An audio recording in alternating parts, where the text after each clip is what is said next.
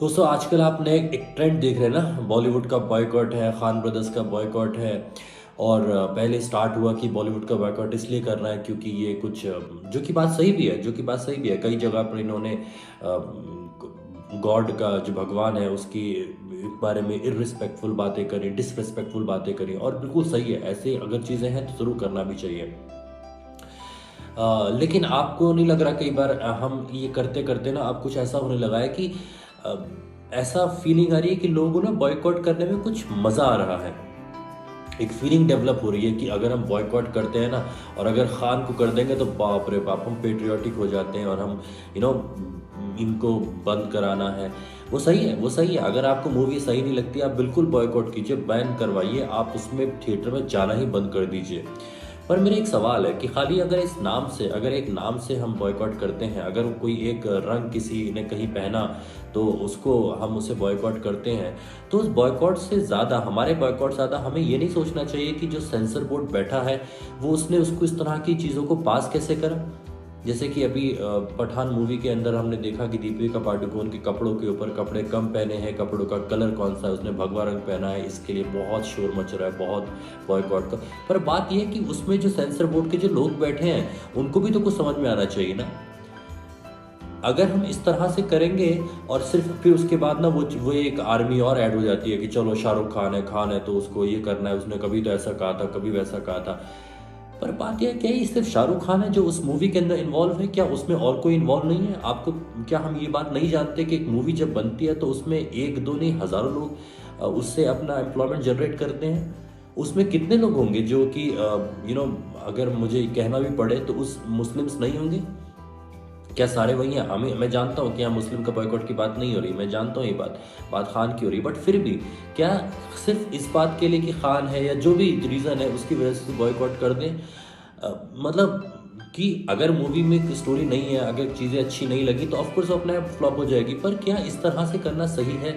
और अगर सही है तो फिर उन लोगों का क्या जो इस चीज़ से, इस मूवी से, इस थिएटर से किसी तरह से कनेक्टेड, डायरेक्टली इनडायरेक्टली, उन सब की जॉब से फ़र्क नहीं पड़ेगा, उन सब के एम्प्लॉयमेंट में फ़र्क नहीं पड़ेगा?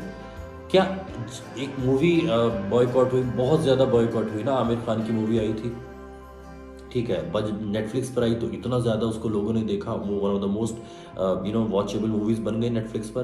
क्यों? वहाँ पर सबको देख रहे थे। वहाँ पर आप कमेंट्स देखें, लोग कह रहे हैं कि वाह कितनी अच्छी मूवी थी, आई गॉट टच्ड, और ये सब बातें सब कह रहे हैं। उस टाइम पर हमने किसी ने देखा।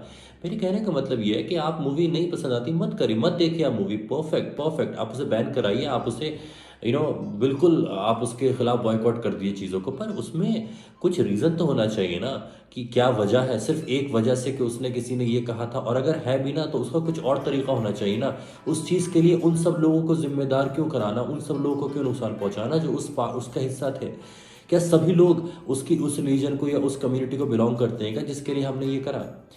हम समझ भी नहीं पाते कई बार, हम ना हम अपने लोगों का नुकसान कर देते हैं। कितने लोग हैं वहाँ, प्रोड्यूसर का नाम देखिए, वहाँ डायरेक्टर का नाम देखिए, असिस्टेंट डायरेक्टर का नाम देखिए, क्या वो सारे लोग उसी जगह से आते हैं जहाँ से जिसको हमने बॉयकॉट करा था?